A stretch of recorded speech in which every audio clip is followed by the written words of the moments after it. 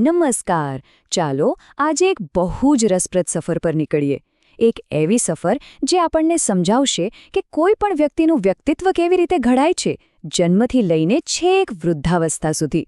આપણે વાત કરીશું એરિક એરિક્સનના મનોવૈજ્ઞાનિક વિકાસના 8 તબક્કાઓના સિદ્ધાંત વિશે.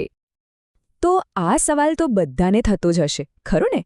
કે આખરે એક નાનકડા બાળકથી લઈને એક વડીલ સુધી વ્યક્તિત્વનો વિકાસ થાય છે કેવી રીતે? આ સવાલ મનોવૈજ્ઞાનિકો માટે પણ વર્ષોથી એક કોયડો રહ્યો છે. પણ એરિક્સનનો સિદ્ધાંત આનો એક ખૂબ જ સરસ અને ઊંડાણપૂર્વકનો જવાબ આપે છે. ચાલો એને જ સમજીએ. તો આપણી આખી ચર્ચા આ રીતે આગળ વધશે. પહેલાં આપણે એરિક્સનના જીવનના નકશાને સમજીશું, પછી બાળપણના પાયા, ઓળખ અને આત્મીયતા અને પુખ્તાવસ્થાની સફરને જોઈશું. અને છેલ્લે આખા સિદ્ધાંતનો મુખ્ય સંદેશ શું છે એના પર વાત કરીશું. ચાલો ત્યારે શરૂઆત કરીએ. પહેલો વિભાગ છે એરિક્સનનો જીવનનો નકશો. આ સિદ્ધાંતને છે ને માનવ વિકાસને સમજવા માટેના એક ગાઈડ મેપ તરીકે પણ જોઈ શકાય. એક એવો નકશો જે જીવનના દરેક વળાંક પર આપણને કંઈક નવું શીખવે છે. તો આ સિદ્ધાંતનો મૂળ વિચાર શું છે? બહુ સરળ છે. એરિક્સન કહે છે કે આપણું વ્યક્તિત્વ જન્મ સમયે નક્કી નથી થઈ જતું. એ તો જીવનભર ચાલતી એક પ્રક્રિયા છે. આપણે અલગ અલગ તબક્કાઓમાંથી પસાર થઈએ છીએ, સંઘર્ષોનો સામનો કરીએ છીએ અને એમાંથી જ આપણું વ્યક્તિત્વ ઘડાય છે. પણ આ બધું થાય છે કેવી રીતે? ચાલો એની પાછળનું રહસ્ય જાણીએ. ઓકે, તો આ આખા સિદ્ધાંતનું એન્જિન શું છે? એ છે મનોસામાજિક સંઘર્ષનો આઈડિયા. એટલે કે જીવનના દરેક તબક્કે વ્યક્તિ એક પ્રકારની કટોકટી કે સંકટનો સામનો કરે છે. આ એક ટર્નિંગ પોઈન્ટ જેવું છે. અને એ સંઘર્ષનું નિરાકરણ જે રીતે આવે છે ને, બસ એ જ વ્યક્તિત્વના વિકાસની દિશા નક્કી કરે છે. જુઓ, આ છે એ આખી સફર એક જ નજરમાં. અહીં 8 તબક્કાઓ, એમની ઉંમર અને એમની સાથે જોડાયેલો મુખ્ય સંઘર્ષ બતાવવામાં આવ્યો છે. આને આપણી આજની ચર્ચાનો રોડમેપ કહી શકાય. તો ચાલો હવે એક એક કરીને દરેક તબક્કાને નજીકથી જોઈએ. શરૂઆત કરીએ પહેલા તબક્કાથી. હવે આપણે વાત કરીશું બાળપણના પાયાની.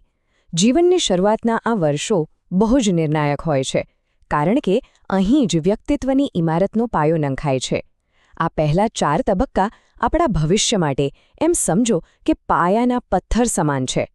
તો પહેલો તબક્કો છે વિશ્વાસ વિરુદ્ધ અવિશ્વાસ. આ જીવનનો પહેલો અને કદાચ સૌથી મહત્વનો સંઘર્ષ છે. જરા વિચારો, એક નાનકડું બાળક, એ તો પૂરી રીતે બીજા પર જ નિર્ભર છે, ખરું ને?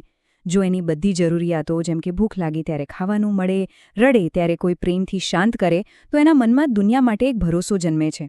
એને લાગે છે કે આ દુનિયા એક સુરક્ષિત જગ્યા છે. પછી આવે છે બીજો તબક્કો, સ્વાયત્તતા વિરુદ્ધ શરમ અને શંકા. હવે બાળક થોડું મોટું થયું છે. એ પોતાની રીતે વસ્તુઓ કરવા માંગે છે. જેમ કે જાતે ખાવાનો પ્રયત્ન કરે કે પછી જાતે કપડાં પહેરવાની કોશિશ કરે. જો આ સમયે એને પ્રોત્સાહન મળે તો એનામાં એક આત્મવિશ્વાસ આવે છે, એક સ્વતંત્રતાની ભાવના વિકસે છે. હવે ત્રીજો તબક્કો, પહેલ વિરુદ્ધ દોષિતતા. આ પ્રીસ્કૂલનો સમય છે. બાળકો હવે રમતગમતમાં બીજા બાળકો સાથે હળવા મળવામાં પોતાની શક્તિ અજમાવે છે. તેઓ રમતો બનાવે છે, લીડર બનવાનો પ્રયત્ન કરે છે. જો એમને આ બધું કરવાની છૂટ મળે તો એમનામાં કંઈક નવું શરૂ કરવાની, પહેલ કરવાની હિંમત આવે છે. અને હવે ચોથો તબક્કો, ઉદ્યોગ વિરુદ્ધ લઘુતા ગ્રંથિ. બાળક હવે સ્કૂલે જવા માંડ્યું છે. હવે એને ભણવામાં, મિત્રો બનાવવામાં, નવી વસ્તુઓ શીખવામાં પોતાની જાતને સાબિત કરવાની છે. જો શિક્ષકો અને મિત્રો તરફથી પ્રોત્સાહન મળે તો એનામાં મહેનત કરવાની અને સફળ થવાની ભાવના એટલે કે ઉદ્યોગની ભાવના જાગે છે. તો બાળપણના પાયા મજબૂત થયા પછી હવે જીવન એક નવા વળાંક પર આવે છે. હવે આપણે વાત કરીશું કિશોરાવસ્થા અને યુવાવસ્થાની. આ સમય છે પોતાની ઓળખ શોધવાનો અને બીજાઓ સાથે ગાઢ સંબંધો બનાવવાનો. આવી ગયો 5મો તબક્કો, ઓળખ વિરુદ્ધ ઓળખની મૂંઝવણ. કદાચ જીવનનો સૌથી વધુ મૂંઝવણભર્યો સમય. હું કોણ છું? મારે જીવનમાં શું કરવું છે? મારા વિચારો શું છે? આ બધા સવાલો આ જ તબક્કામાં મગજમાં ઘૂમરાતા હોય છે. આ પોતાની સાચી ઓળખ બનાવવાનો સમય છે. ઓળખની શોધ પછી હવે વારો છે આત્મીયતાનો. છઠ્ઠો તબક્કો છે આત્મીયતા વિરુદ્ધ એકલતા. હવે વ્યક્તિ બીજા લોકો સાથે, ખાસ કરીને મિત્રો કે જીવનસાથી સાથે ઊંડા અને અર્થપૂર્ણ સંબંધો બનાવવા માંગે છે. જો આમાં સફળતા મળે તો જીવનમાં પ્રેમ અને સહવાસ આવે છે, નહીંતર એકલતા ઘેરી વળે છે. ઓકે, તો યુવાનીના જોશ અને સંબંધોની શોધ પછી જીવન આપણને પુખ્તાવસ્થાના શાંત અને ગંભીર તબક્કામાં લઈ જાય છે. હવે ધ્યાન પોતાના કરતાં વધુ દુનિયામાં યોગદાન આપવા પર અને પોતાના જીવનનું મૂલ્યાંકન કરવા પર કેન્દ્રિત થાય છે. 7મો તબક્કો છે ઉત્પાદકતા વિરુદ્ધ સ્થિરતા. આ સમયે વ્યક્તિ એવું કંઈક કરવા માંગે છે જે એના પછી પણ દુનિયામાં રહે. જેમ કે પોતાના બાળકોનો સારો ઉછેર કરવો, પોતાની કારકિર્દીમાં કંઈક મોટું કામ કરવું કે પછી સમાજ માટે કંઈક યોગદાન આપવું. આને જ ઉત્પાદકતા કહેવાય છે, પોતાનાથી આગળ વધીને વિચારવું. અને હવે આવે છે અંતિમ 8મો તબક્કો, અખંડિતતા વિરુદ્ધ નિરાશા.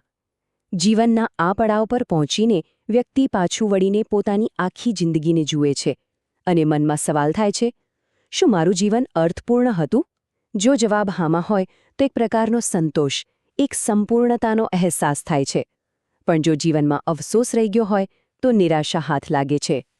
તો આપણે જન્મથી લઈને વૃદ્ધાવસ્થા સુધીની આખી સફર જોઈ, પણ આ બધાનો સાર શું? આ સિદ્ધાંત આપણને છેવટે કહેવા શું માંગે છે? ચાલો એના મુખ્ય સંદેશ પર એક નજર કરીએ. આ એક વાક્ય આખા સિદ્ધાંતનો હાર્દ છે. વિચાર કરો કે આપણું જીવન એક ઇમારત જેવું છે અને આ દરેક તબક્કો એનો એક માળ છે.